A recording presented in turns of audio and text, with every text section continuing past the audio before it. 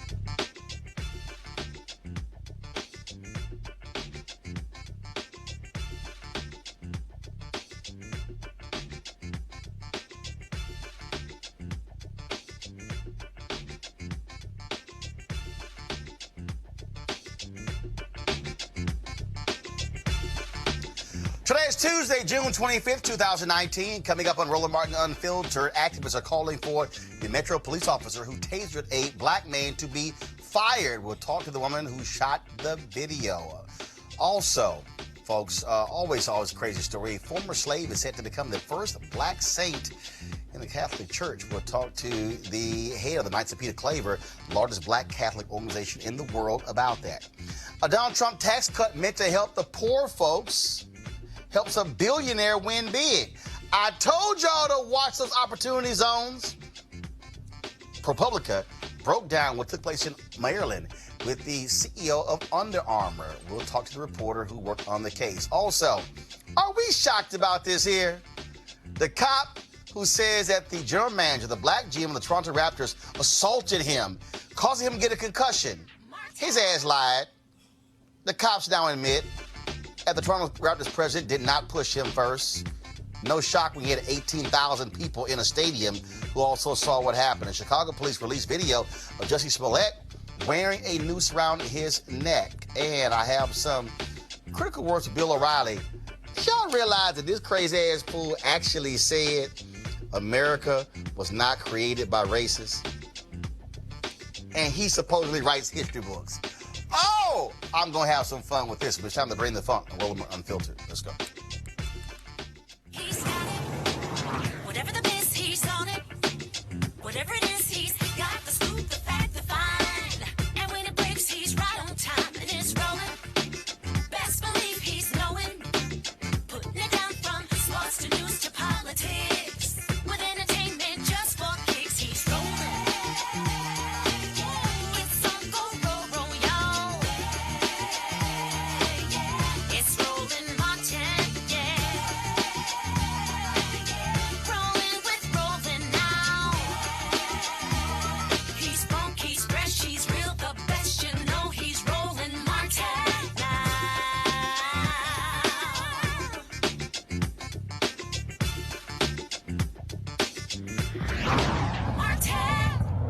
All right, folks, I keep telling y'all, this is the only way we're going to hold these police accountable for the crazy actions they take. But y'all got to do me a favor. I keep telling y'all, shoot the video this way so we can feel the whole screen. I'm just saying. All right, folks, we talked about, of course, what took place here in Washington, D.C. with the Metro police officers when basic conversation was going just fine. Then one cop was roll up, losing his damn mind, pushes a black man, ends up tasing him. They've now dropped the charges against that black man. But I want to go ahead and show you the video again. And again, for some of you who are triggered by these videos, you can turn away and then come back for the conversation. But this took place just a few days ago here in the nation's capital, which some people affectionately call Chocolate City. My name is Shamir. You mind if I stay here with you for a little bit? Because I want to make sure that y'all brothers taken care of, okay? I'm not putting you on camera at all. I'm not putting you on camera at all. I just want to make sure that y'all all right, all right? Because I see them looking at y'all, and what I'm not about to do is have none of y'all get hurt right now, all right? So my name is Shamir. We're going to stay right here, and we're going to make sure that everybody's taken care of, okay? What I don't want is one of these colonizers trying to get on y'all about some shit, because then I'm going to have to go off, and I ain't got my nails done, all right? So we're going to calm down real quick. All right. Hold on. Whoa. He's all right. He's all right. Hold on. He's all right. Hey.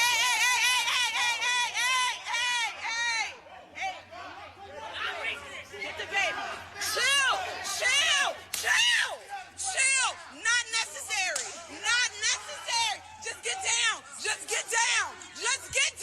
Yo, not necessary. That is not necessary. He's not even resistant. He is okay. Stop. Yo. I'm right here.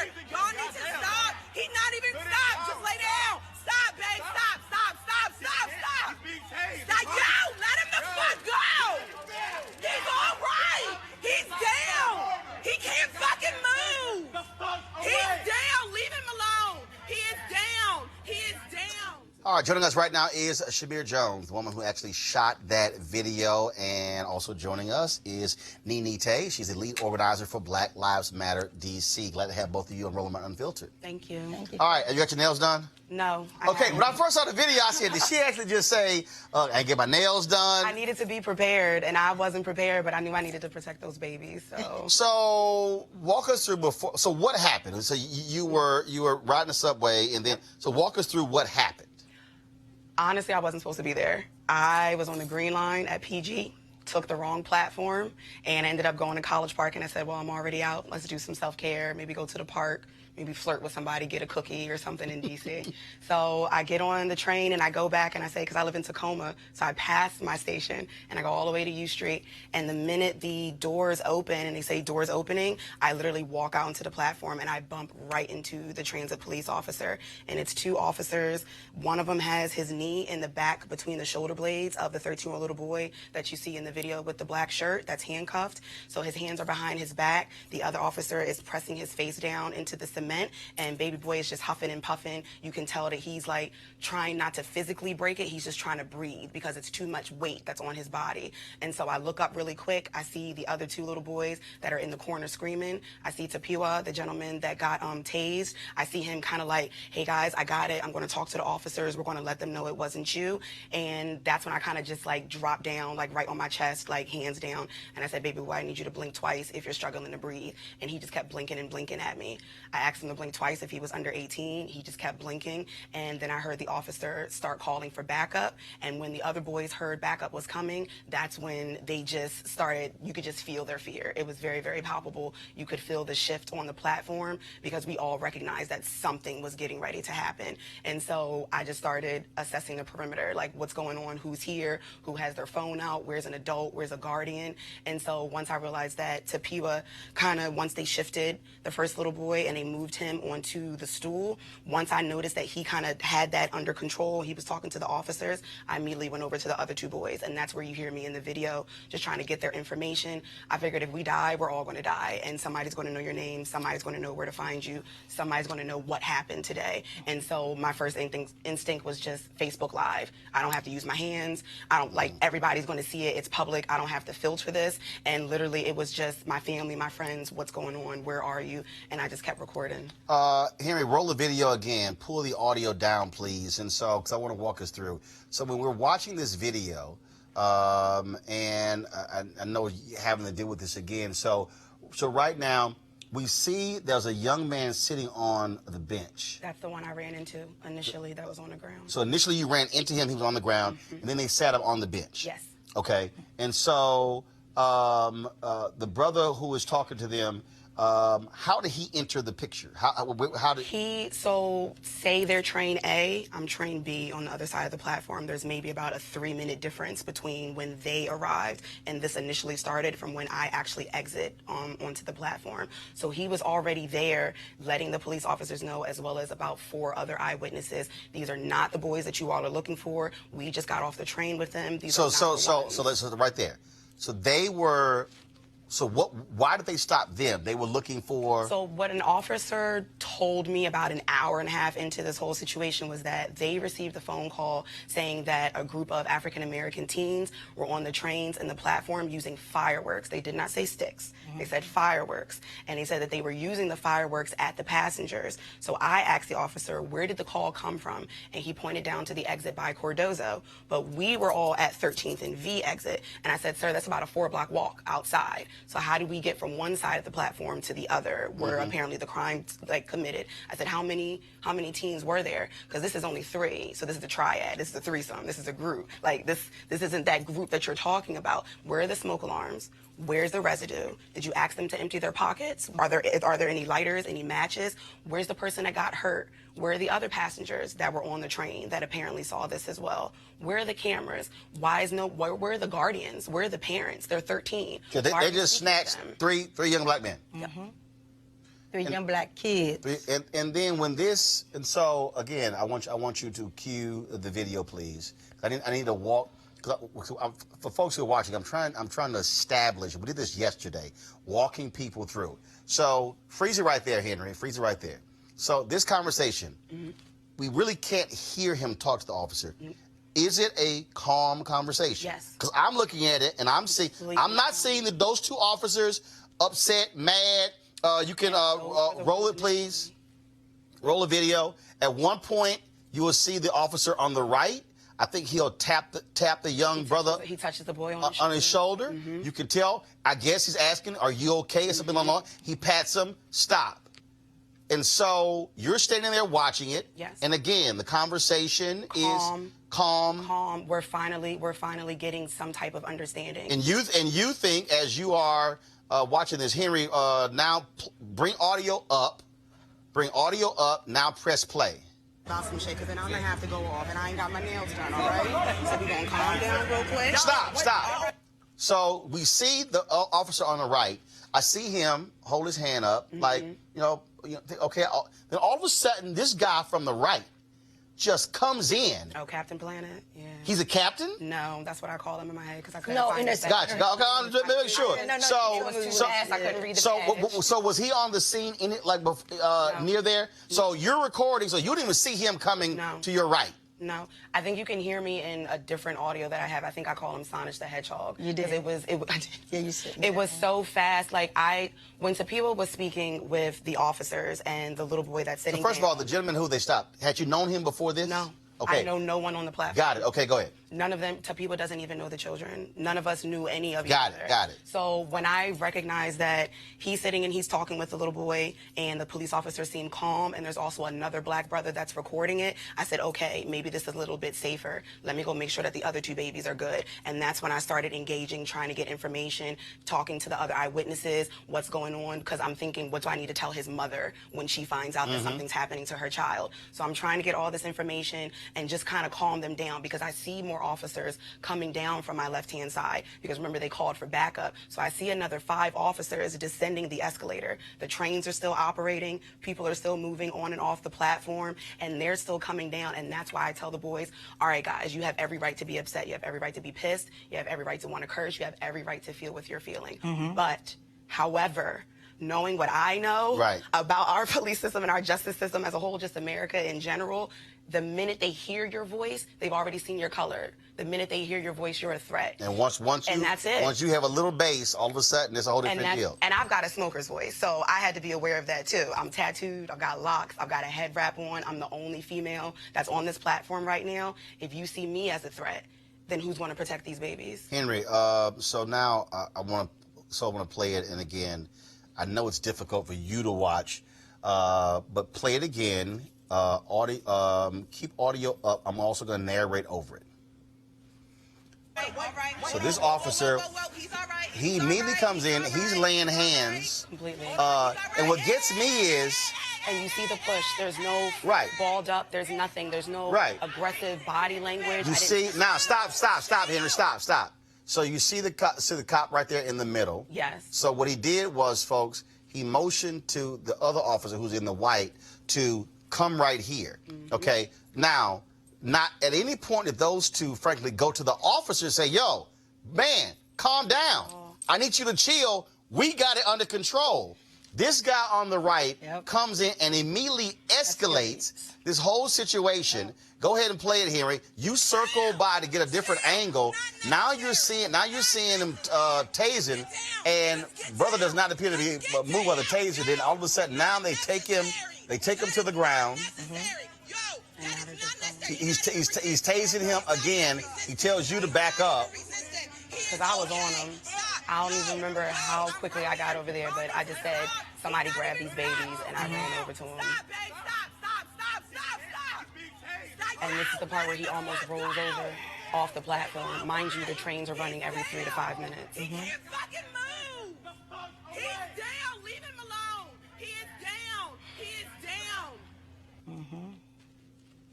So, Nene, I want to bring you in because, again, to me, this is just very basic.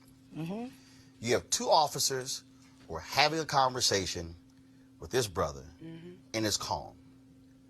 Cop comes in, young white cop comes in, immediately escalates the situation, and it goes from a simple, calm conversation to now tasers out, takedown, and we remember what took place in Oklahoma when they had some kind of drug sting, whatever, and the brother took off, and when 3 or 4 officers held him to the ground, some reserve cop who was like 70 years old pulls his gun out, and I thought I pulled my taser out, and he shot and killed the brother. That literally could have happened right here. Exactly. Easy. Right now in D.C., the black community is being attacked. We're at war. We literally at war with transit police and MPD. They're being trained now to use military tactics on the black community. In the poor communities, they're literally being trained now to use military tactics on us. And anytime there's something where they feel that they're at fault, it's going to escalate. It's going to escalate because they have to have a reason for their actions. Just like with the statement, when Shamir reached out to me, and I was like, she told me it was okay to share the video on our platform. And I spoke with Shamir, and she was telling me the story. And I was like, no, this can't happen. And that's when I got in touch with the different councilmen, Black Lives Matter, because we have a rapport with the councilmen, even though we feel like they're not doing enough when it comes to transit police nor MPD. Transit police has no oversight in D.C. That's the problem. So for us, Black Lives Matter, we were part of decriminalizing just for the black kids not to get locked up for not being able to pay the fare on the bus. So what's going on with transit police is not new to us. So now there's another way to criminalize our black children. Now they can't stop them for not having 50 cents or $1 to get on the bus. So now the littlest thing they do now is to criminalize black kids, especially when there's a gang of them. So I don't know, just like she just said, I don't know what, I guess, walking while being black. I don't even know if it was just breathing. Kids walking while being black, because I don't even know if it was a call. So that's what we want to know. Let us hear the tape. Let us hear the call with someone complaining about some kids in the metro letting off fireworks. Well, we've actually run a number of these videos on this show, and there have been other examples where black person involved was not even involved in it. They're being detained. Cop says, "Well, no, we're just checking. It's like, wait a minute, hold on. Why are you detaining me?" The case out of Texas, where the brother was in his front yard, and then the cop said, "Oh, you had as a warrant out in Louisiana." He's like, "Wait a minute, hold up. I ain't even never been in Louisiana." And his wife is sitting there, and again, it's as if he's being detained while you were trying to check something out, and it's like, wait a minute, hold up. So what it goes to is, how did you even get to the point of stopping those young men? Like what specifically was it? So what you're saying is, let's hear something so I can hear clothing that match or something. Otherwise, you just have to snatch 3 black boys and say, okay, we're just going to hold y'all and see if all of a sudden it all matches up. And what we also know is, while we doing this, we're running your names. But at the same time, it was a call for backup. For what? Everything was de-escalated, and we're talking. They're talking to the kids. Everything's calm. Why call for? She told me 10 or 20 more cops came to the scene. Wow. And there were at least three black kids? There were at least 4, maybe 5 squad cars up on the top platform of U Street by the time we got out. And I just kept telling the officers, like, their mama's not here. So until their mama shows up, I'm their mama. And you don't talk to them. They don't leave 2 feet away from me. I told those boys, I grabbed 2.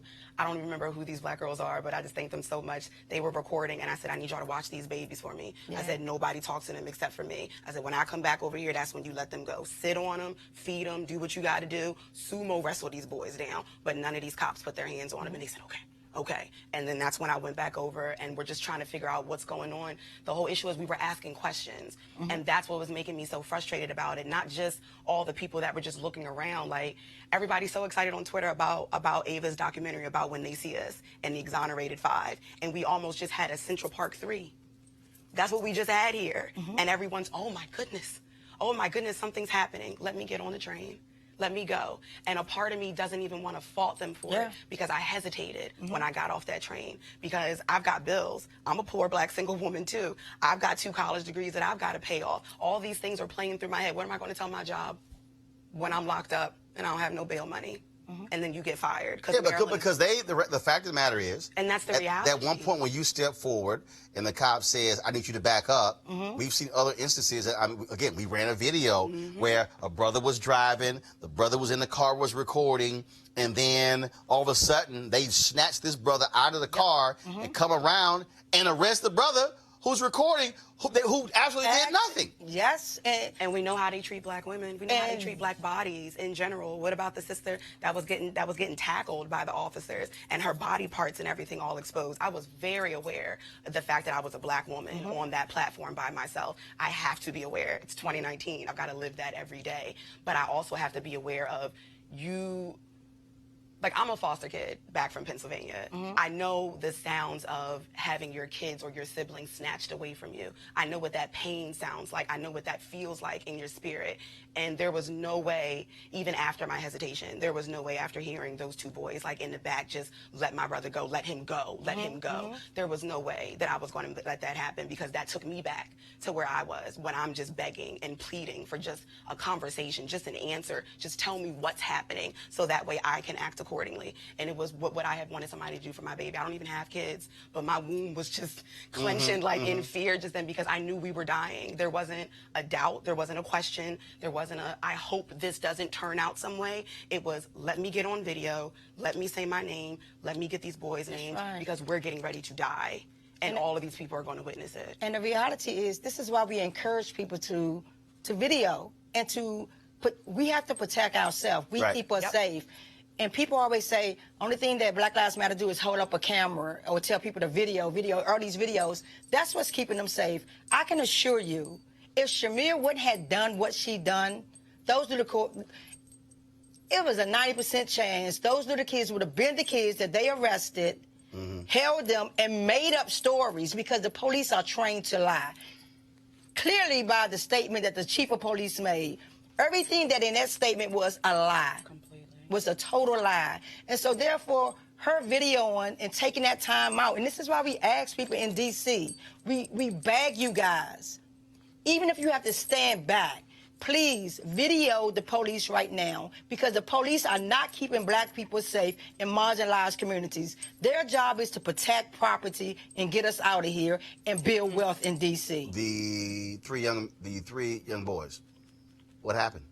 They're home. I stayed the entire time. I wasn't video. And they were not I wasn't the ones they involved. Watched video. And they were not involved at all. But if the police had So now listened, you have 3 young boys traumatized who've had to go through a traumatic experience, something they never did. Yep. And that's what they were saying. That's what eyewitnesses were saying. That's what everyone was saying. We're just trying to talk to you. Like, isn't that what all these presidential Democratic candidates are talking about? Let's have these town halls. Let's get to talking to the community. Let's see what they need from us. Let's do police reform. And then literally the public is trying to do that. Yep. Actively. I was trying to do that with you. I'm not even a D.C. resident. I'm trying to talk to you. And you decided that you wanted to escalate the situation. And the brother who got tased, charges dropped? Yes, after 2 days of being locked up. They're actually in touch with us now. After 2 days. He was in for 2 days? 2 days. 2 days. They kept him from Saturday. He didn't get released till Monday at 1 o'clock with everybody calling and the councilman, and I'm sure on Instagram. They saw it and they didn't want that smoke.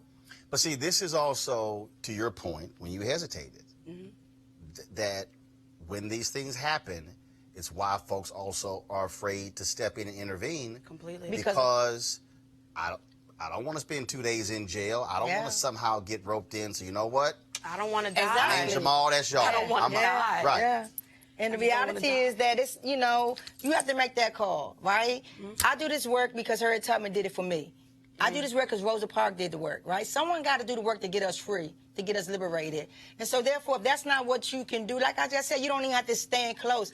A video speaks louder than a statement. You know what I mean? Final comment, Shamir. You clearly are still bothered by this. I can see you. I can see you trembling right here. Yeah.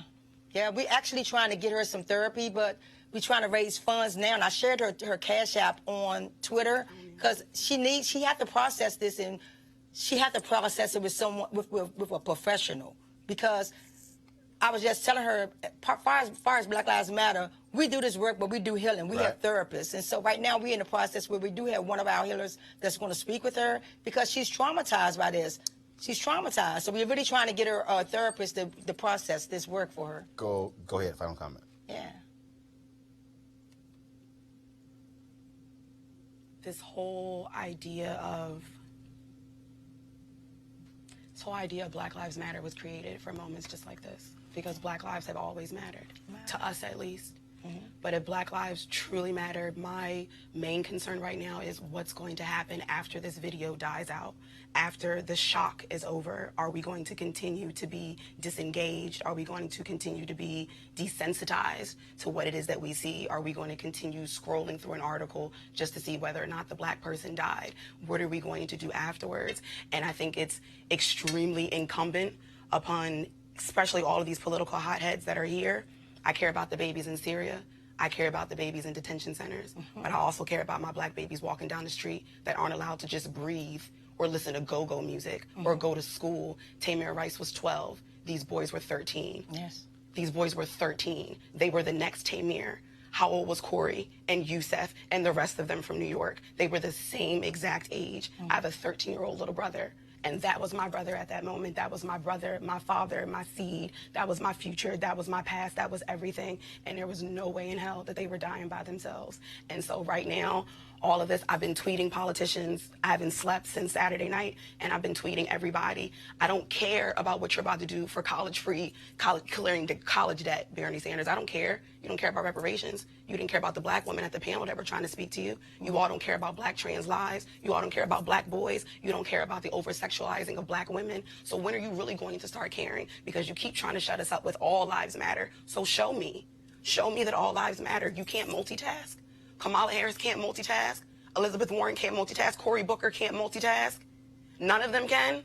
But it's going to be cool when it's a hashtag. It's going to be cool when all of a sudden this airs on TV and now it's, oh my goodness, it's the hot story. Let's talk about it. Let's have a town hall. Go talk to Miss Melissa Laws, the mother of the little boy that's traumatized. Go talk to the little boys that are traumatized. Talk to Tapiwa. Talk to the people on the platform that are traumatized by that. Those are the ones you need to be speaking to. Fuck your police. Fuck the other people in power that you're talking to. Get down in the goddamn gutter and talk to the people that are down there that are Black, that are poor, that are hungry, that don't have the educational system, don't have the creative outlets, don't have the mental health support. Taraji P. Henson was just talking to Congress, was she not? Senate, whoever the fuck it was. Come talk down here. Is this your city? Wale, this is your city. Kevin Durant, this is your city. Come down to your damn city, because they are killing your boys. They're killing your boys. That's, yeah. Well, we appreciate, first of all, for you stepping up and doing this. One, we'll get the information from you regarding your Cash App. What we also would do is I will be calling Kevin Washington. Kevin was with the Association of Black Psychologists. He's often been on our show. And I'll reach out to him, as well as Dr. Jeffrey Gardier, also known as American Psychologist. These are two folks who frequently come on our show. And so what we'll do is we'll definitely call them and have them definitely connect with you and talk with you. That way, they're not based here, but at least these are two of our strongest Black psychologists. They better be Black. Huh? I said, yeah, they better be Black. Oh, I got this. Hold on, I got this. Hold on, I got a list. I got a list of Black psychologists. Don't worry about that. So I can. No, you ain't got to ask that question with me. I got that. I figured that out. And so I will personally hit both of them up. And then have them reach out to you, and we appreciate certainly keep us up to date what's going on. We need people to tweet to get that cop off the street. Yeah, he's still patrolling. He's patrolling our streets, our subways right now. Okay. So tweet Metro Transit Metro and get that cop off the street. All right, Nene, Ms. Jones, we appreciate it. Thank you for having us. Folks, going to a break. We'll be back. Roland Martin Unfiltered. Just a moment. You want to check out Roland Martin Unfiltered? YouTube.com/Roland S. Martin. Subscribe to our YouTube channel. There's only one daily digital show out here that keeps it black and keep it real. It's Roland Martin Unfiltered. See that name right there? Roland Martin Unfiltered.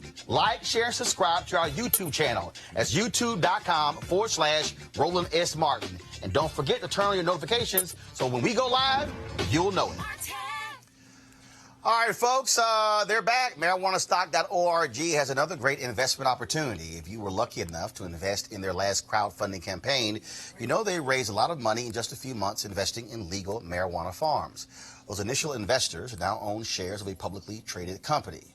Folks, many of you missed it, but now is a chance for you to participate in this new investment opportunity that is as good, if not even better, than the last one. I'm talking about industrial hemp CBD. For those who don't know, the hemp plant is the cousin to marijuana with a much higher concentration of CBD, which means hemp CBD gives you all the medical benefits of marijuana without getting you high. Until recently, hemp farming was practically illegal in the United States and heavily regulated by the DEA. However, the 2018 Farm Bill recently passed in Congress, making it legal to grow hemp CBD in the U.S. and creating one of the largest commodities worldwide. They need land to grow all of the plants, and this makes for an incredible investment opportunity. That's where our good friends at 420 Real Estate come in. Their business model is very simple. They buy land that supports hemp CBD grow operations and lease it to licensed, high-paying tenants. That's right, they are hemp CBD landlords, and you can get in on the action. You can invest in this crowdfunding campaign for as little as $200 up to $10,000. Like I said, you don't want to miss out. Folks, you can go to marijuanastock.org. That's marijuanastock.org.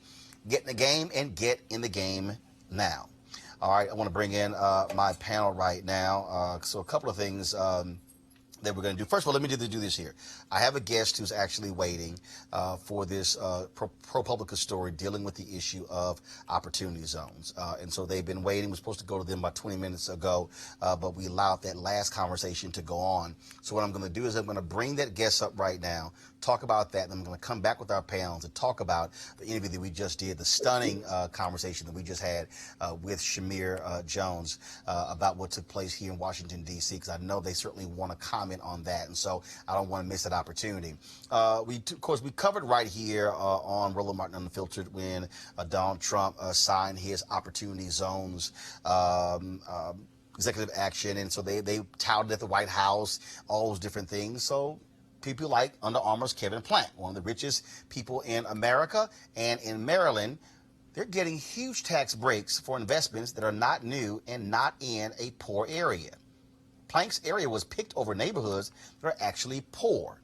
ProPublica had an investigation into how Trump's tax breaks are helping the rich get rich and leaving the poor poor. Joining us now is Jeff Ernstshausen, a data reporter for ProPublica. Jeff, how you doing? I'm doing good. Thanks for having me. I had one of the folks who was at the White House when this actually first was announced, a guy from Baltimore, an African-American, and I said, we will cover this. I said, but I want to make sure that this is actually helping poor folks and not allowing some rich folks to get by when it comes to being able to make more money. What did y'all discover about Under Armour, their CEO, and the Opportunity Zone there in Baltimore? So our reporting found that Kevin Plank, Under Armour CEO, was able to get a program or get a project that he's building in Baltimore called Port Covington to be in an area that would qualify for a huge tax break under Trump's tax law. And this was even though the census tract that he's building in is actually too wealthy to qualify for the program. We found that it was made eligible ultimately by a mistake on the part of the U.S. Treasury in mapping out what tracts could be included. And then it was picked by Maryland Governor Larry Hogan's administration, even though we found emails suggesting that they were aware that it was too wealthy to be included in the program. And they did so after meeting with Plank's representatives and lobbyists. So they knew beforehand. They knew beforehand it was too wealthy to qualify, and they went ahead with it anyway. Yeah, so we have an email showing that a member of Hogan's staff sent himself a sort of note saying that the area was too wealthy to qualify. And then several weeks later, when they saw this revision from Treasury, they went ahead and included it anyway after meeting with Plank's folks. So what oversight does Treasury have to ensure that poor tracts are actually getting the investment, and this kind of crap is not happening? So, I mean, Treasury, ultimately, I think they had to approve the selection by governors, but basically they put out their list and governors could choose 25% of the eligible tracts at their own discretion, and without any further guidance for what they had to do other than, pick from the list. And what's stunning here, again, and this is what I warn people. I warned them on this. I said, because if it's going to the right people, I got no problem with it. And this is the concern that many people have with these opportunity zones, where it will be manipulated in order for rich folks to be able to help folks like themselves, and not the poor folks. Supposedly, it's going to help. Now, since your story, how has Treasury responded? How has Governor Larry Hogan responded? So we have not heard from Governor Larry Hogan or from Treasury since the story came out. Obviously, we went to them with our findings before we ran the story. And Hogan's folks reiterated that they're big supporters of the Port Covington program. And they also pointed us towards Treasury for this issue of why it qualified. Treasury said, we made a technical decision, even though I mentioned to them that experts say it was actually an error, and they sort of just stood by that. So what happens now? He gets the tax breaks and to screw the poor? Well, it's not clear exactly how the manner in which he's going to benefit. I mean, one of them is going to be that he's going to be ultimately selling some of this area off to other people, and with this new tax break, those you can imagine folks might be a bit more eager to buy in that area. This is exactly the kind of shady crap that I warn people about. I had all of these Republicans hitting me up. You won't give Donald Trump any credit for doing anything. This is going to help black people. This is clear, specifically in this project. It is not going to help the folks who are impoverished in those areas. It's going to line the pockets of a billionaire even further. Jeff? Yeah, there's no particular requirement within the law that the people who live in an area that receives investment necessarily benefited from it. The theory that they are going with is that money coming into an area is good for the area. I think if the law includes better regulations around transparency, maybe we'll be able to ultimately assess what the impact was someday. Jeff, we certainly appreciate it. Thank you so very much for the fine work ProPublica does. You guys do a great job, and we'll keep following this story. Be sure to let us know the next report you do on these opportunity zones, and we'll have you back. All right. Thanks for having me. All right, then. Let's bring in our panel right now. Teresa Lundy. She's the principal founder of TML Communications. She joins us via Skype. Malik Abdul, Vice President, Black Conservative Federation. Dr. Jason Nichols, Department of African American Studies, University of Maryland. Jason, I'm going to start with you. Well, first, let's talk about that last three opportunity zones. I kept warning people. I said, I will give anybody credit if something is working like it's supposed to. There's no reason in the world why the Trump Treasury Department and Governor Larry Hogan of Maryland should not cancel this right now, because it does not qualify for these opportunity zones. Absolutely. And as a matter of fact, by getting all these tax breaks, just like, people made the argument with Amazon in New York, they're actually robbing the people of Baltimore and robbing the people of Maryland. In an opportunity zone, there are plenty of places in Baltimore City that need development that could use the help of Kevin Plank. Kevin Plank, a fellow Terp. There's plenty of places, in West Baltimore, in East Baltimore. But his area, Port Covington and South Baltimore, is an area that is not poor, doesn't need that significant level of investment, and this isn't necessarily going to help the people that need it. And again, the Trump administration always, kind of says that they're going to do things, but then gives a little wink. Malik? Well, I don't know what happened in Baltimore. Here in D.C., and I can speak for... No, hold on. No. We're discussing this particular story. Right. ProPublica has broken it down that this is not, did not qualify. The governor, Larry Hogan of Maryland, his office knew this was not right.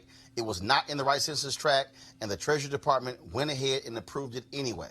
Yeah. This is wrong. Yeah. Well, I can't speak to what happened in Baltimore. But I'm asking you about what happened in Baltimore. Well, I don't know. So you're asking but me you something. you read it. You're asking me about something that I don't know why those decisions were made. No, in I'm not. Baltimore. No, I'm not asking. You read the post. Hold on. I'm not asking you about why those decisions were made. What I'm saying is, here you have ProPublica, through their reporting, they discovered the emails showing what they knew this did not qualify, that the track was too rich. Isn't this the kind of crap that should not be happening? There should be much better oversight to ensure that if a track is too rich, they shouldn't be getting the tax breaks on the opportunity zones. Yes or no? Absolutely. And I don't disagree with that. But I'm going to give you an example of where those opportunity zones have actually worked. Here in the District of Columbia, our mayor, well, we're going to talk about opportunity zones, so I want to talk about the opportunity zone we're talking about this specific story. So I'm giving you an example. This is a bad example. This is where opportunity zones did not work. Okay, Malik, hold on, Malik, 1 second, Malik, Malik, 1 second. No, Malik, 1 second. Let's be real clear, okay? I've covered this. Yes, we know there are places where things work.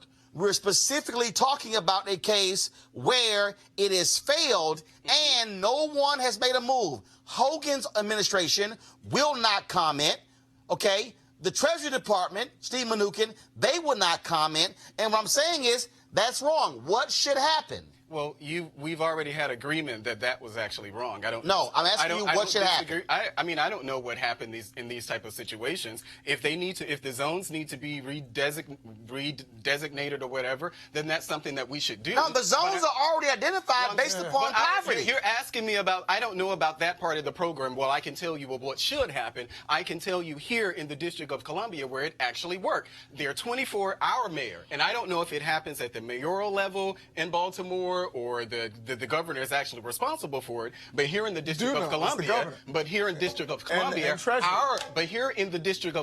first of all, obviously the District of Columbia is no state, so it has to be the mayor. So our mayor designated 24 opportunity zone tracks in the city. Our mayor did. 18 of those 24 opportunity zones are located in areas where I live, which is east of the river. Yes, which likely means that in Washington D.C. they actually followed the law. Yeah, they absolutely did. And gotcha. So what I'm saying is it doesn't work, or this is something that's. Oh my God, Teresa, let me go to you. Give you an example. Teresa, let me go to you. No, you're wrong. You're wrong, Malik. No, I am telling you you're wrong. Well, according to Malik, Malik, let me tell you why you're wrong. No, I am not disagreeing. No, Malik. I am not disagreeing. I said yes, Malik. Why we're discussing Baltimore is because that's the story subject. Absolutely. It's like when you go on a show. I don't agree with what happened in Baltimore. And I'm asking what should be done. Teresa, here's a piece. The governor of Maryland, Republican. Maybe that's why you don't want to criticize him. Nothing to do with that. Teresa, the reality is here. It has nothing to do the governor of Maryland needs to have the guts to say you are not going to get the tax breaks because you're in violation. They knew it in advance. They should have the guts to answer the calls of ProPublica, and the same with the Trump Treasury Department. Absolutely. Governor Hogan does owe a responsibility to his Commonwealth and also the constituents that are in his district, and also to anyone who is applying for opportunity zones. Because we can't have, this opportunity zones that's for the poor, but yet the rich are benefiting. Otherwise, we go back into corruption. We go back into the non-commitment of promises that are made from the Trump administration. But as I see opportunity zones, living in the Commonwealth of Pennsylvania are an opportunity indeed for those, in communities that need it the most. There has to be some oversight for the overall approach in order to make it whole. Jason, this is why every single opportunity zone, every single deal that is made should be completely scrutinized to ensure you do not have rich folks taking advantage of a law designed to help poor people. Absolutely. And one of the things that we know is that Kevin Plank is an FOT. He's a friend of Trump. We know that he was now it's Trump, though, guys. Good grief. Seriously. We're talking about the Trump administration. We're talking about Trump's But you didn't want to hear a good example of that actually happening because it didn't fit your narrative. I understand. All right, hush. No, let's not do that. Hold on. No, Malik. Let's be real. Let's be real clear. What's happening in D.C. is Let's be real clear. There is only one narrative. There's one narrative. No, the narrative is if it helps those who are supposed to help, good. But where there is an example where it doesn't, so we're going to call it out. Jason, go ahead. Because Kevin Plank is a friend of Donald Trump. Somehow, when you call the Treasury Department, they're like, well, you know, and they don't want to answer phone calls. And maybe, you know, maybe I'm incorrect, but I think it sounds like someone's getting a sweetheart deal because they know someone.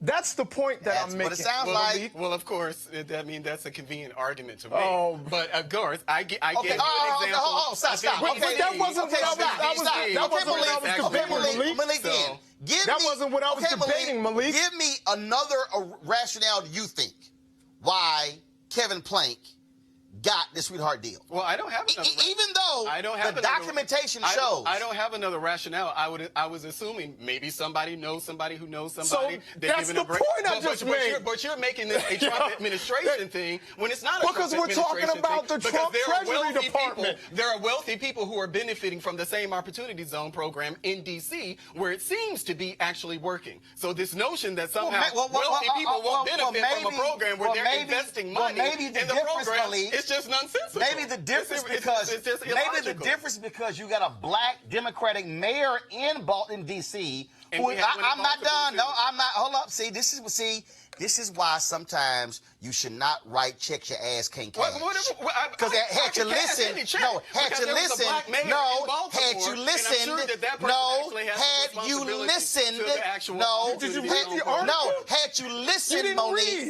listened, Malik, you would have recognized that Hogan's office approved it. Right. Well, he's the governor.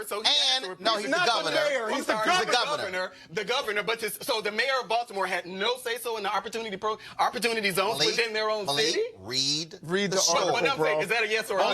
Read the article. Hold on, stop right there. Hold up.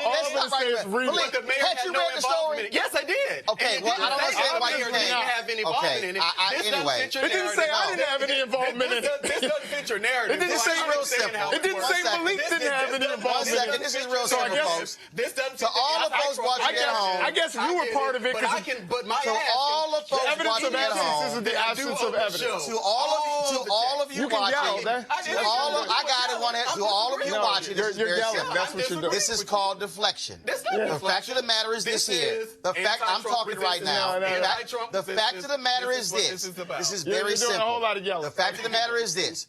ProPublica has a story outlining how a billionaire in Maryland is taking advantage of opportunity zones that are supposed to go to poor tracts. They knew it ahead of time, and the governor of Maryland, Republican Larry Hogan, his administration allowed it to go through. The Treasury Department under Steve Mnuchin, working for Republican Donald Trump, allowed it to go through.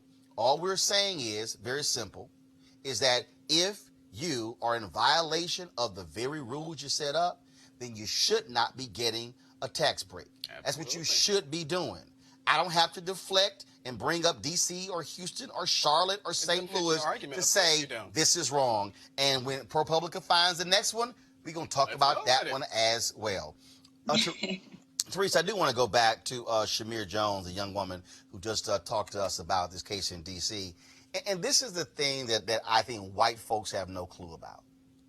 That black folks, when you talk about the levels of stress in terms of dealing with racism, white folks don't have to walk around and then wonder if I need to record. White folks don't have to walk around and wonder if I'm just going to get snatched for doing something I wasn't involved. White folks get to live their lives totally different from black people. Here you have this sister who is traumatized by it, the young brothers who are traumatized by it, the brother who spent 2 days in jail traumatized by it, and we have these cops who still walk around on the force, and this is why black folks are fed up with this systematic breakdown of policing in this country. And I think we're beyond fed up at this point. I thoroughly enjoyed the first half of the show with our sister because she really embodied exactly what the African-American tone was for this entire situation. Not only was she there, she was also making sure that the young man was okay because honestly, he was left alone. He was left alone. He was left in a jail cell for 2 days. You know, if it wasn't for her, that narrative from the police department would have just went viral. And I think, you know, even when she was on the show, she spoke a lot about her passion, but more so you still saw her trembling. And so the other young lady next to her, who was an organizer for Black Lives Matter in D.C., was very instrumental in making sure that she stayed on message and on point. And I tell you why that's important, because coming on a digital show and a podcast of this magnitude, we, as in the public, just need to make sure we get all that information out so we can have these dialogues and also appreciate next steps. But again, more has to be done. More has to be done legally, more has to be done municipality, and more so federal. So what do we need to do to change? That is the conversation for the ages. But going back to why white people are comfortable, that's because we've allowed them to be comfortable. We've allowed them to gentrify our neighborhoods. We've allowed them to come in and move grandma out the house and take away the flower pot and put a bike rack. And we haven't said anything. Our voices have been silenced. But I think right now, in this day and age, hopefully the fed upness actually turns into solutions. And I think if we do it collectively instead of individually, we'll make that happen. Jason, it was difficult to listen to her tell the story, describing all those things that happened. Again, this is the reality of Black people in this country. There are hundreds of Shamir Jones across this country, and the brother in Chicago who was reciting the law to the cop. And again, we just want to live like everybody else. But the bottom line is we got to know the law. We got to record stuff. We got to always have our phones charged, all this sort of stuff, just to get on a subway. And I think one of the things that we have to understand is because of things like this is what makes a lot of, I hate to group all white people together, but this is what makes many white people think that they can weaponize the police against Black people. This is what makes them think, well, I call the police, they're my personal protectors or personal, strong arm. And, if you're selling water and I don't like it, or if you're doing something else and I don't like it, I can weaponize them against African-American people. The other thing that I would say is that, it was definitely jarring to hear what the sister said. But it was also, pretty conspicuous that we had two women up here, and that women have been the people who are really fighting these fights, whether it's in Black Lives Matter or in a lot of other organizations. So, we have to give a shout out to a lot of these sisters who, unfortunately, some of them are becoming, modern day Mamie Tills. Well, you had the two women up here, but you had the brother who was the one who was trying to intervene to talk to the cops as well. Absolutely. So you had both of those going. Malik? Thank God for Shamir. I live in D.C., so nothing about this video really surprised me. I sometimes try to get it in on this show when we're talking about things that are happening nationally, and I mentioned the things that are happening in D.C. This is just yet another example of such. I've seen so many similar videos in D.C. The challenge is, of course, and I'm sure the young lady with Black Lives Matter would agree, is that there isn't any national support when things like this happen in D.C. We probably won't see this story anywhere else. National media probably won't cover it. You will cover it. Well, first of all, let's be real clear. National media likely is not going to cover this story unless somebody was killed. So, let's just be real clear. You have white media executives who, if someone was shot and killed and it rose to the level of outrage, then they will cover it. They're not going to have Shamir on to tell her story, which is why this show matters.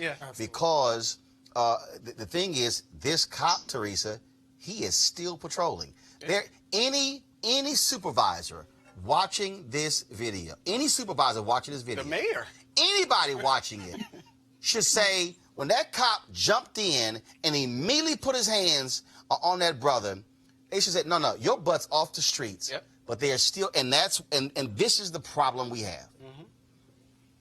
I think the traditional recourse is to suspend the clock for a few days, and there's no consequences. He's back to work on desk duty. Or the other alternative is they kind of just put him in another area of working. But what really needs to happen is we need to get on where it hurts, and that's the pension. I have always been an advocate of making sure that the FOP holds their own holds their own accountable. And apparently, since they can't do it, by just taking their badge, because essentially, if that cop that we saw, he can just move to another city or another township and be back on the streets doing the same exact thing. So I say, and I think more legislators probably should get on board, is to make sure that the pension has some sort of consequences. Because when you continuously attack the people that you are supposed to protect and serve, you also put the public at a disservice. So right. I think more legislation needs to happen as regards to the FOP. All right. Yeah. And I just wanted to mention that Robert White, I think at one point you were going to have him on the show, but he had to reschedule. But Robert White, our council member, at-large council member, actually wrote a letter. And so he's calling for an actual hearing on these practices, these police practices. And it bears repeating in this case, this was a transit cop. This wasn't even police. This was a transit cop. Well, here's the deal. If you walk around with a gun, first of all, remember, my man was killed in Bart. The story of Fruitville Station. Oscar Grant. Killed by a transit cop. Yeah. Bottom line is, if you got a gun and a badge, you a cop. So I don't make the distinction between transit cop or metro cop. You a cop where somebody could end up dead as a result of your ridiculous actions. All right, folks. Augustine Tolton was born to slavery in Missouri in 1854. He escaped to freedom as a child during the Civil War and later became the first African-American priest in the Roman Catholic Church. He is now set to become the first black saint. Joining us now on Skype to talk about Tolton's path to sainthood is Bishop Shelton J. Faber, chaplain for the Knights of Peter Claver. The Knights of Peter Claver is the largest historically African-American Catholic lay organization in the United States. And Bishop, hopefully I got you pronounce your last name correct. Close enough. It's like Bob with an F, Bob, but you did good. Say it again. Was pronounce it? Fob. Gotcha. All right, then. Well, first of all, I'm quite familiar with KPC because I was born and raised Catholic, and I was a junior knight. My grandfather was in KPC. My grandmother was, of course, she was the head of her branch, her auxiliary, about 40 plus years. So I'm quite familiar with KPC. But tell us about how Augustine is what did he do to move towards sainthood? Well, God is the one who makes saints, and the church just recognizes that. Augustus Tolton, as you rightly said, is the first African-American priest, clearly African-American priest. He was a very, very holy man. He was born into slavery, and his family escaped. He went on to study in Rome and was fluent in Italian and studied Latin and Greek. So he was a very intelligent young man.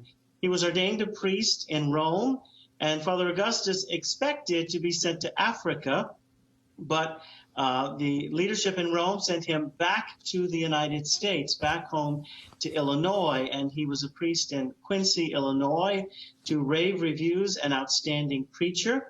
He later went on to serve in Chicago as a priest.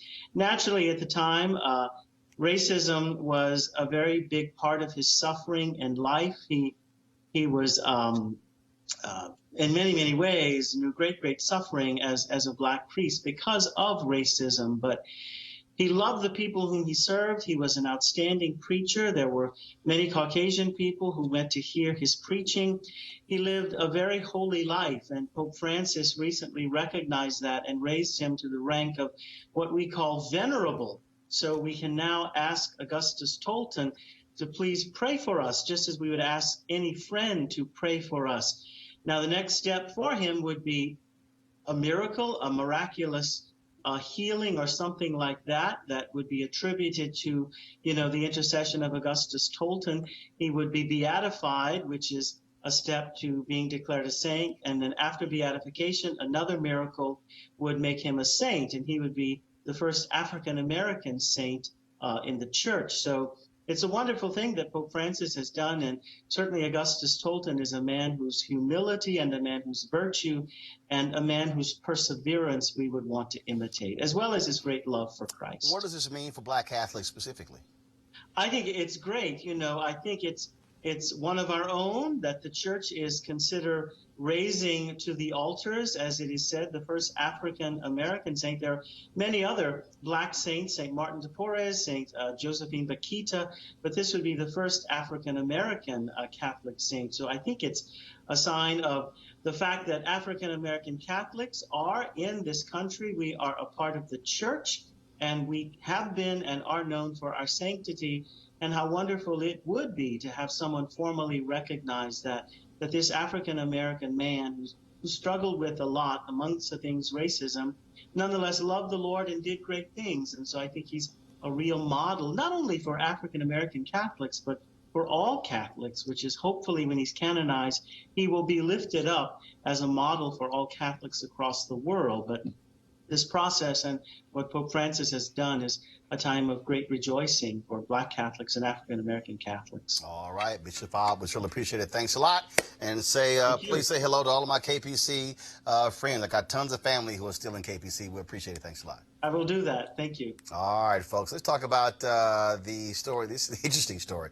The brother who is the general manager of the Toronto Raptors, Masai Ujiri. Remember, after the Raptors beat the Golden State Warriors in Oakland to win the NBA title, a cop says that Ujiri actually pushed him when he refused to show his credential to get onto the floor. Well, a witness has come forward to say that the cops are lying about their altercation with the GM. Again, he was accused of striking an Alameda County Sheriff's deputy during an altercation at Oracle Theater. Now, that cop, first of all, watch the video. Check this out. Check this out.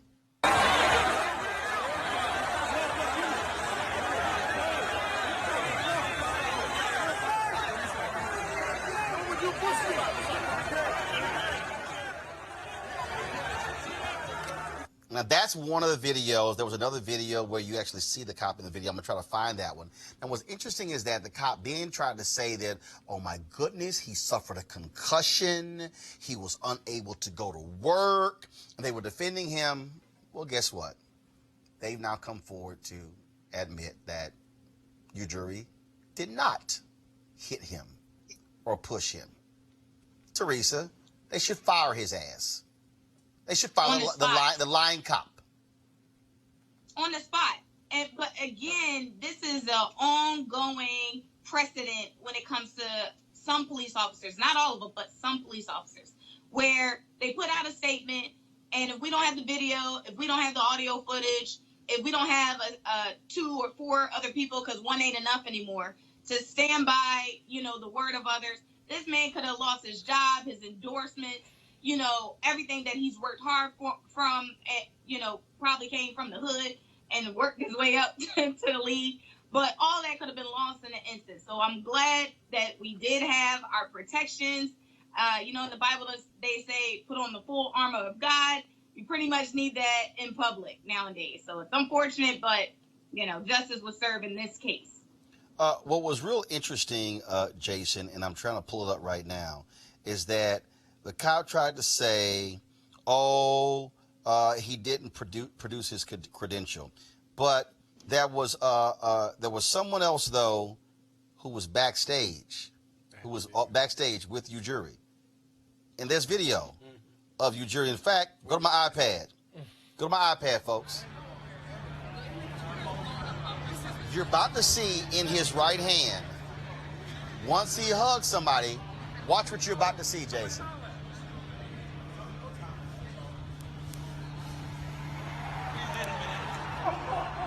You see his credential on his right wrist. So here you have video. First, the cop says, we're done. I asked for his credential. He refused to produce it. It's on his wrist. You think somehow he walked to the floor and took his credential off and threw it? No, he knew the rules. In order to get on the floor, you gotta have your credential. I've covered NBA games. The only way I can walk on the floor, I can't walk on the floor. I can walk around the floor with a press credential. I know this. Right. You know, I don't think there's any defense that you could really give for this officer. The worst part, though, to me, is that he lied. That's the whole thing. I mean, not just lie. I've got a concussion. My jaw. Oh, I can't work. Right. I mean, you know, I will say this just generally. You know, police officers are human. They can make mistakes. But you can't lie about it. There's no excuse for a lie. That's when you start getting fired. At any other place of employment, if you lie and they are able to prove that you've lied, then you should be terminated. So I think this officer saying that he's got a concussion, that there was no credential produced, or all these kinds of things, these are things that, you know, I think are fireable offenses. I love this one here, Malik. Video footage showed Ujiri retaliating by striking the deputy in the face with two fists, one of which landed underneath his jaw on the left side of his face, and the body camera on the deputy switched off once Ujiri made contact. Right. Well, here's what actually I think happened. The cops stood out there, our guy got hit, we're launching an investigation, then they went, oh shit. Or the body cam video shows our cop was lying. Yeah. And they now admit Ujiri did have his credential. I guarantee you, and this is why the whole deal with Pete Buttigieg in South Bend, Indiana is important, why the cameras need to always be working. So we can hear and see what the cop does. I guarantee you, they played that video and went, our guy was lying. Damn, now we got to sit and apologize. Yeah, and I actually think I saw a video of him being on the floor where it was someone who was shooting from an angle. You can actually see him on the floor with the actual credential in his hand. So it was no confusion. And also, the sheriff's office now also confirms that Ujiri told the deputy what his role with the team was before the confrontation. No, this is all because of the body camera. Yeah. This is all. They went back and saw the body camera like, damn. And that's what power. That's what power does. That's what the power that we actually give to our law enforcement. You know, it encourages this type of behavior. He lied. It's no confusion about the fact that he lied, and he should be relieved of his duties as a police officer. I mean, I keep telling y'all. We know that. I keep telling y'all, these lying damn cops, these lying cops. I'm sorry. The moment you lie, your ass, you gotta go. Your job. Folks, actor and comedian Bill Cosby was finally awarded the opportunity to file his appeal with the Superior Court of Pennsylvania. The appeal says the judge allowed testimony from other women accusers that wasn't relevant. Cosby's lawyers say the accounts from the 5 other women were strikingly dissimilar to that of trial accuser Andrea Constant, and too remote in time for her 2014 encounter with Bill Cosby. Okay, y'all. I really... Matter of fact, you know what? Could y'all go ahead and play... I was supposed to do this with another story. Could y'all play the crazy as white people stinger? I think this earns that distinction. Could y'all go ahead and play it? Get it ready for me. Charcoal grills are allowed. I'm white. I got you, bro. Illegally selling water without a permit on my property. Whoa! Hey! I'm uncomfortable. Okay, y'all. So, who is this week's contestant? Bill O'Reilly. So, just the other day, of course, you know, last week they had the hearings on Capitol Hill about reparations. Well, Bill O'Reilly, you know, the man who sexually harassed numerous women, had to pay out $32 million in settlements as a result. Bill decided to weigh in on the issue of reparations. Bill O'Reilly sent this tweet out. Please pull it up. Slavery reparations is a far-left favorite because it does a number of things. It reinforces the radical belief that the United States was founded by racist white men who installed a system whereby white guys would run everything and blacks, women, and others would be exploited.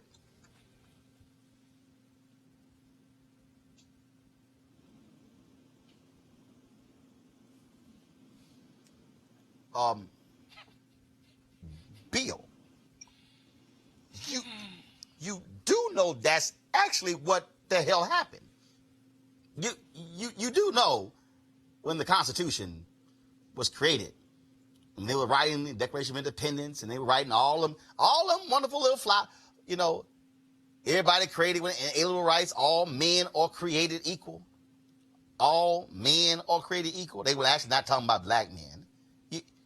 You do know when the laws were put in place that allowed slavery, white folks weren't slaves. You do know that those laws were on the books. You do know that the Supreme Court actually invalidated one of the Civil Rights Act by saying that not only was it wrong for what Congress did, the Supreme Court even ruled that Congress could not even pass a law to stop Jim Crow. You do know all that stuff happened. You are familiar with the Dred Scott decision. You are familiar with Plessy v. Ferguson. I mean, you do know that. I mean, you do know that those same white men had slaves, including the first president, George Washington, including Thomas Jefferson. You do know. I'm just trying to understand. Did you get punched by the Toronto general manager's GM and suffer concussion, and you somehow forgot those things? I'm just trying to understand exactly what school you went to. Now, this is the same Bill O'Reilly who actually writes so-called history books, which clearly means that somebody else is writing the books. All he's doing is putting his name on the books. Y'all, this is why people like Bill O'Reilly have no business even having a television show. See, this is the sort of the nonsense that you see that emanates from people like him. And of course, all the folks who follow him on the Fox News, when you listen to Laura Ingraham and listen to Tucker Carlson and all those folks, I mean, literally say stuff and you go, what world are y'all living in? I could not even give you a list of books to somehow prove that what he said is wrong. I mean, I don't have to. I mean, it's kind of there. I mean, it's sort of like right there. The laws are there. I mean, I dare say the biggest member of the KKK would like, David Duke probably would say, damn, Bill, you stupid. I mean, that's how unbelievably asinine Bill O'Reilly is. So, Bill, just do all of us a favor, okay? Take all of the money that you have, that you kept after putting your hands on all these women and, of course, leaving them sexually charged voicemails, the woman who worked for your show. And remember you talking about, what's that shower thing? It's not a, what they call that thing? It's not a pollufa. No, it's whatever, you know, it was a loofah. There you go. Bill was talking about what he wanted to do with her with the loofah. Why don't you just go sit your ass in a corner somewhere and just keep all the millions you've earned on radio and at Fox News and stop tweeting, because you clearly are dumb as hell, and just allow us to deal with the stupidity of the people who followed you. I mean, just stop, please, for the sake of people with brains. And in fact, Bill, you're embarrassing white people. I mean, I'm sure there's somebody white going, damn, can we trade him in the lottery? Can we trade him in? Can we pick up Clarence Thomas for Bill O'Reilly? I'm just saying. You know, because Clarence Thomas, you know, he ain't got a problem with black people getting kicked off juries. I don't know what in the hell to make of these folks this week. I really don't get it. You know, when y'all had your next conservative convention, what you gonna do, Malik, when Bill and Clarence show up? Well, Bill does not need to show up at all. What Bill said is ridiculous. It aligns with no history that we know of here in the United States at all. And this is one of those situations where, you know, in this case, he's a conservative, saying things to preach to a choir who should be just silent on things that really, when we're talking about race, he literally makes no sense in what he's saying. To say that this country was not founded by racist people, and Jason, you teach. Yeah, We weren't even you know, full. even- We weren't even full I mean- people in the Constitution. We Right. I weren't mean, even- not even. I mean, So how I does that mean, work? women couldn't vote until 1920. You know, no, I mean, white women couldn't vote. yeah, white women. You know, the thing is, I've actually found this tweet to be very alarming. I was like, it was funny at first, and then I was like, yo, this is alarming. Because as you said, he's got all these books, killing Lincoln, killing this one, killing Thomas Jefferson. He has all these books, and people consume them thinking they're getting real history. You know. Oh no, you have Dinesh Glenn D'Souza, Beck. who literally out there, Jason, Teresa, who is tweeting constantly saying Republicans never owned slaves, and Kevin Cruz, a white historian, is dropping the receipts, and they're like, no, didn't happen. I mean, and what they're doing, Teresa, they are literally creating this alternative universe, these alternative facts, and you got white folks running around, you know, Repeating retweeting them and repeating it, and because they act as if. Dinesh D'Souza won't respond to my tweets. I mean, it's just, I mean, that to me is how crazy it is, because these people actually going, yeah, say it, Dinesh. And I'm like, y'all, he's a dumbass. Yeah, he's an idiot. When I first saw that tweet, the two words that stood out to me was radical belief. Because when you even mention the word radical, it means extreme or something drastic. So for Bill O'Reilly not to have any concertion about what's real and what actually happened, and for it to be a far left decision, you know, for Democrats to stand on, is very alarming, especially for someone who has, one, such a huge profile of followers, who has spoken at so many institutions and organizations post his release. And it just really, you know, it really does come down to what you said, Roland, as in the alternative history, you know, and what does that history that, you know, people are trying to change or are not trying to bring up? And you know, what is this new history? So it's a lot of questions here. And I hope, you know, this was a learning experience, and I hope we're keeping all these tweets. He ain't learning a damn thing. Database, because these people can't be forgotten. We can't not mention, you know, these influential individuals and celebrities who, you know, have an impact on a larger society. Twitter should have been sending him an actual, you know, suspension button for his inaccuracy and his ignorance on history. And let me say this here. And first of all, this was the second tweet. This is even more laughable. It also suggests that personal responsibility does not count when the legacy of slavery dropped a curtain of oppression on the black race, and there's no recovering from that. The radical left says our society remains unjust to this day. Forget personal responsibility, Lord, y'all. But let me say this here. Let me go ahead and say this here. There are some people who are watching me right now, and people who are likely tweeting, you're posting on Facebook and Periscope and YouTube, and you're likely saying, Roland, you're giving these people too much attention. And then because y'all tell me the same thing when I smack down Candace Owens. Here's why. Bill O'Reilly has 3 million Twitter followers. And I keep telling y'all, this is why I don't allow lies to be stated on this show, and I can't let it go by. Because if somebody is watching and they go, Roland didn't say nothing, so clearly what so-and-so said must be true. This is why you have to push back. Because here's the deal. Let me be real clear with y'all. Mainstream media allowed Donald Trump to lie for decades. To lie about his wealth, to lie about his deal making, to lie about everything. What happened? Where did he end up? He became president of the United States. See, this is what happens when you don't push back on liars. Because then they can lie and people go, well, no one said anything. It must not be true. He must be true. It must be correct. No, that can't happen. And so in this show, we are always going to call out the liars. That's why I use hashtag Trump Lives Matter. That's why when Candace Owens started lying, running her mouth, and when Charlie Kirk started tweeting some nonsense and lying, I'm going to call him out every time, because Donald Trump is the example of what happens when you allow liars to gain a foothold, and then the lie about them being successful and rich and brilliant and smart and the greatest deal maker, Then idiots fall for it and vote for fools like that for president. Hashtag, we tried to tell you. All right, folks, on tomorrow's show, we're going to deal with, y'all seen the viral video, I retweeted this, of the two sisters who were at a pool in Maryland, and this white dude decides to call the cops and follow them for a mile. Well, he's apologizing, trying to defend himself on Twitter, and then he's trying to use the cover because he's gay. That ain't gonna work. It ain't gonna work. We were gonna have the sister on the show today, but she couldn't do it. We're gonna try to have her on the show tomorrow.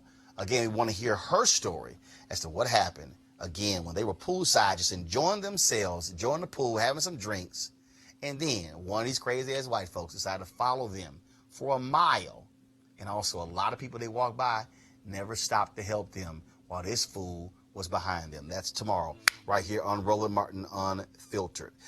She's going to be on the show tomorrow. Okay, folks, here's the other deal. I need y'all to support what we do. Of course, we have great sponsors. I appreciate them, but we also need you to join our fan club because the reality is this. That conversation with Shamir Jones is not going to happen anywhere else. That's why this show matters. And so we want you to go to RolandMartinUnfiltered.com, join our Bring the Funk fan club. Every dollar you give goes to make this show possible, to do those type of stories. I know we could either do a podcast, stuff along those lines, but we need to have our own show and speaking to our issues. There's no show like this in America. None. Some people, they might pop on for once a week or twice a week. We're on every single day speaking truth to power and letting folks know that our stories need to be told. So I want you guys, our goal is to get 1,000 new fan club members by the end of June. Frankly, we're about 700 short. That's right. 700 short. About 300 people have joined us so far this month. Go to RolandMartinUnfiltered.com. And then, of course, we honor our members every single Friday by rolling their names on the show. If you have given and you have not gotten your discount code for products on our website, then send us an email. We'll get that to you immediately after we check to see if you paid. All right, folks. Again, we had a great show. Let me thank Teresa, Jason, Malik for joining us today. We'll see you guys tomorrow right here. Roland Martin Unfiltered, unapologetically black, every single day, 5 days a week. Holla!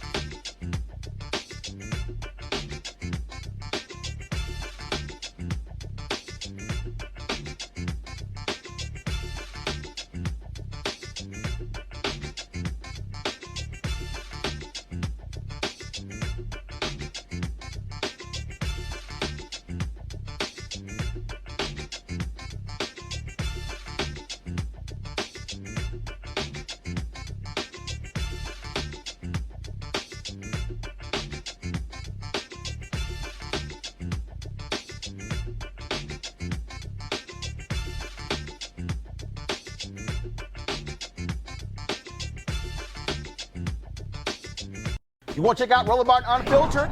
YouTube.com/Roland S. Martin. And subscribe to our YouTube channel. There's only one daily digital show out here that keeps it black and keep it real. It's Roland Martin Unfiltered. See that name right there? Roland Martin Unfiltered. Like, share, and subscribe to our YouTube channel. That's YouTube.com/Roland S. Martin. And don't forget to turn on your notifications so when we go live, you'll know it.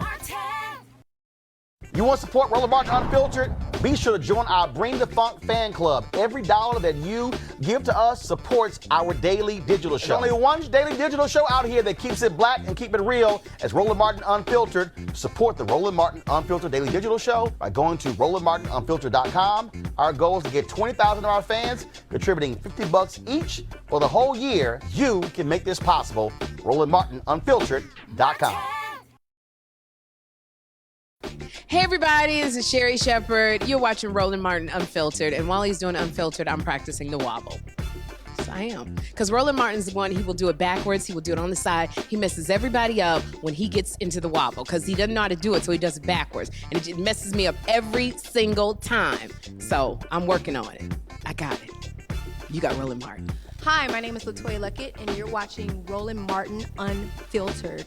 What's going on, everybody? It's your boy Mac Wilds, and you are watching Roland Martin Unfiltered. What's up, y'all? It's Ryan Destiny, and you're watching Roland Martin Unfiltered. What up, Lana Well, and you are watching Roland Martin Unfiltered.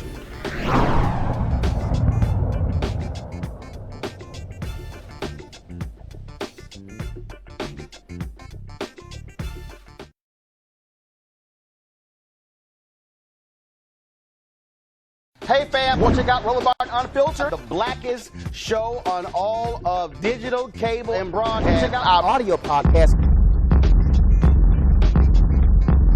There's only one daily digital show out here that keeps it black and keep it real. It's Roland Martin Unfiltered. Press play.